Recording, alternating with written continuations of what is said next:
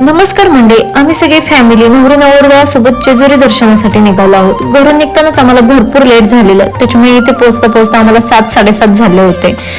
जवळजवळ निम्म्या पायऱ्या चढून झाल्या होत्या, तरी अजून भरपूर एनर्जी होती आणि काही गर्दी नसल्यामुळे आमचं गाभाऱ्यामध्ये जाऊन चांगलं दर्शन झालं.